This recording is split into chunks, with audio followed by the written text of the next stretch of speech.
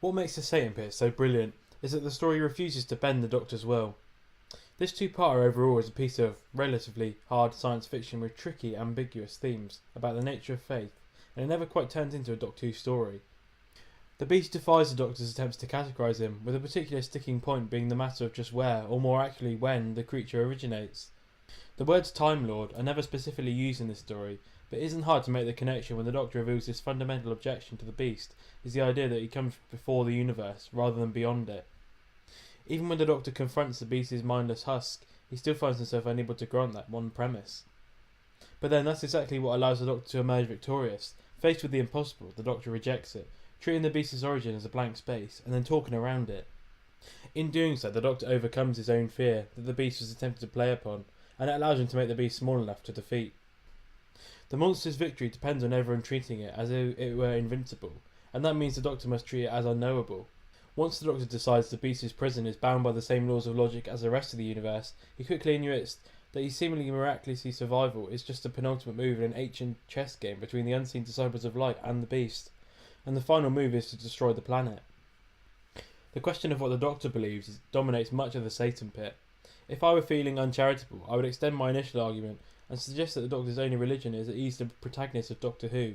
In other words, the Doctor travels the universe secure in the knowledge that everything he encounters will ultimately make sense in terms that he understands. But the Doctor does recognise the arbitrary nature of the rules he lives by, and he finds himself drawn into a broader discussion about faith.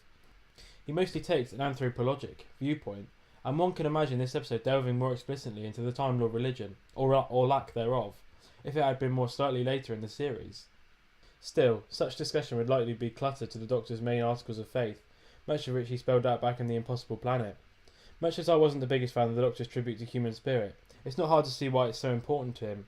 Humans in general need to be worth saving, and Rose in particular needs to be worth dying for. More to the point, Rose needs to be worth sacrificing in the name of defeating this impossibly powerful foe. The Doctor has come a long way from his state of mind in World War III, in which he hesitated to save Earth from the Sylvine if it meant losing Rose and breaking his promise to Jackie.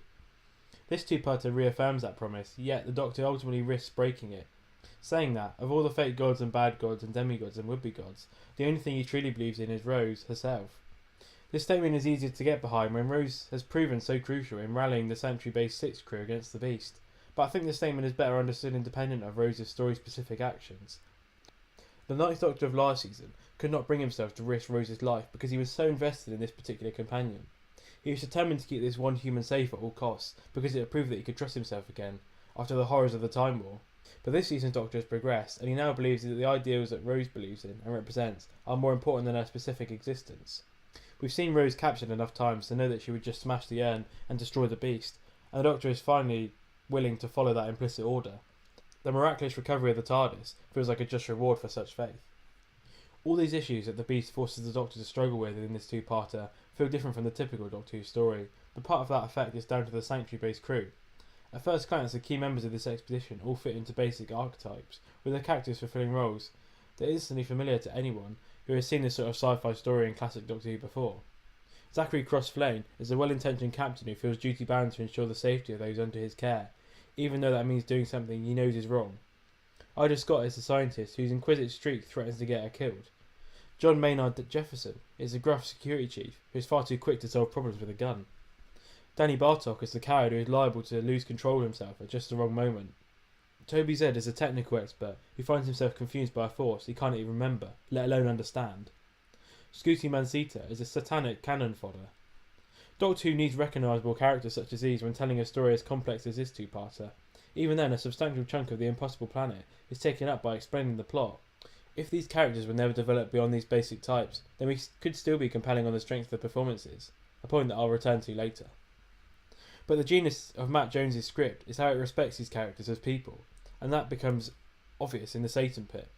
So many stories over the past two seasons as defined the supporting characters' worldviews in terms of the Doctor and Rose's own perspective.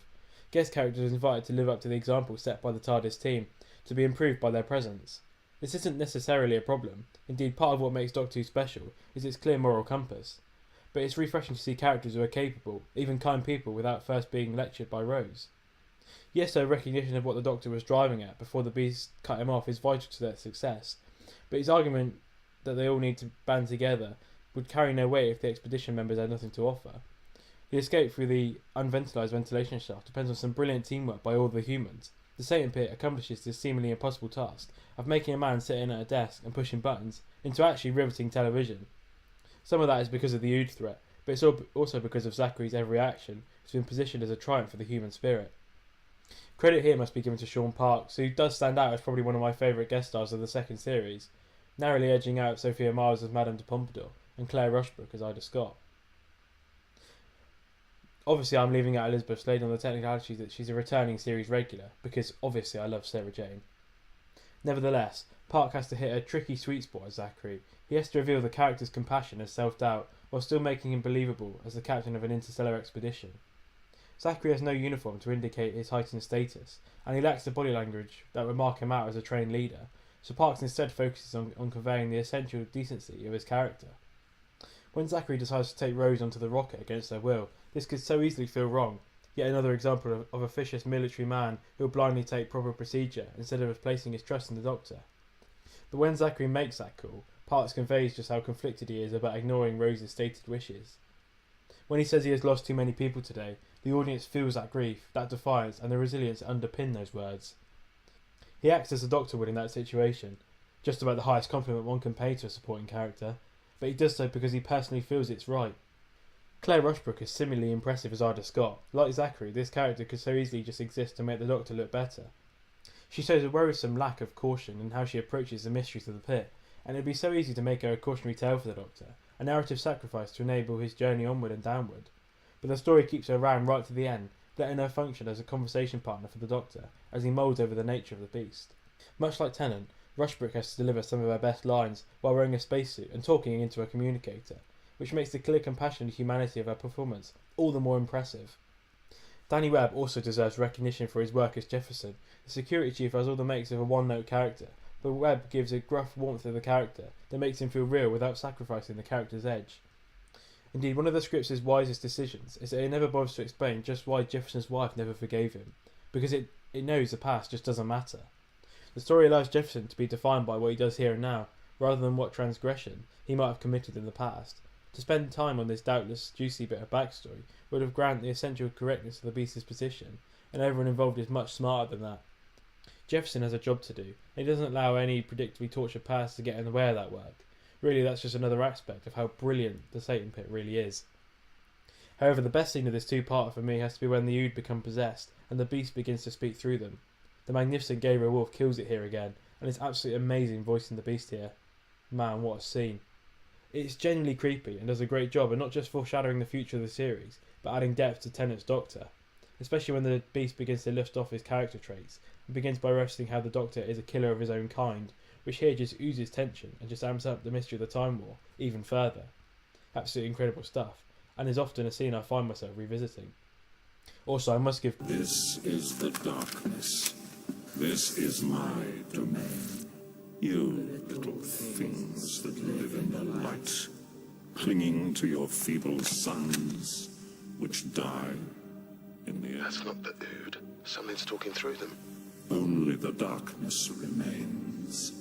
This is Captain Zachary Crossflame of Sanctuary Base 6, representing the Torchwood Archive. You will identify yourself. You know my name.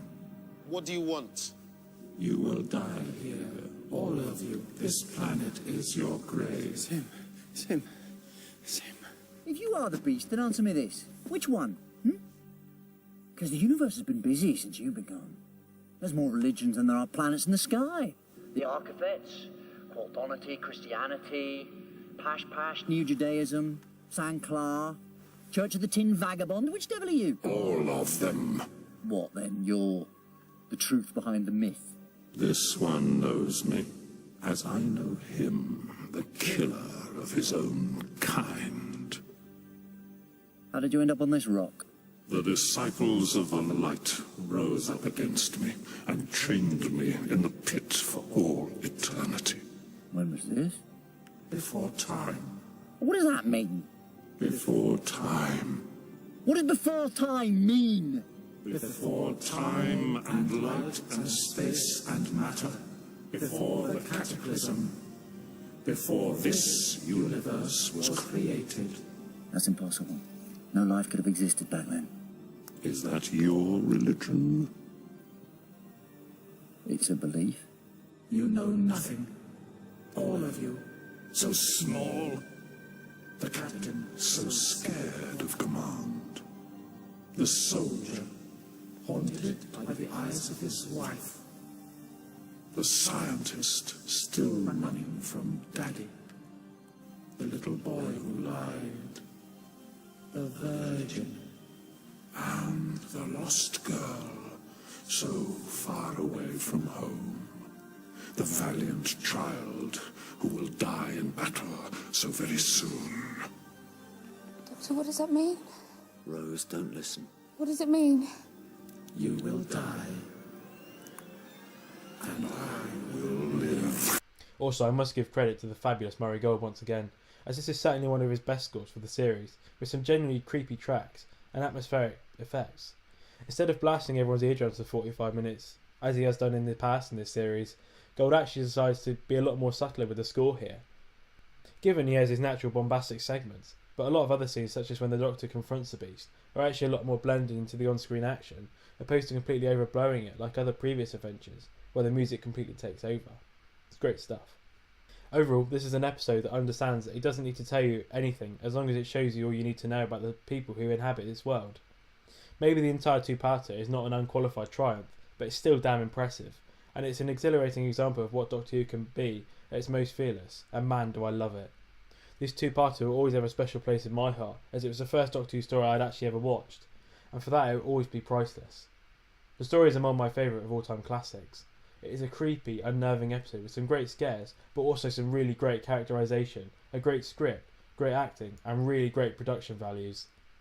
The Ood are fabulously introduced here as an alien race used essentially as slaves, and are really fantastic. The human characters are all particularly excellent, and all of the dialogue is of a high standard. The story is thrilling, and yet intelligent at the same time. This is a really top-notch Doctor Who episode that can stand along the greatest episode of all time for me, and is genuinely one of my favourite two-parters, not just of this series, but of the whole Revive series. I give The Impossible Planet an 8.5 out of 10, and The Satan Pit a 9 out of 10.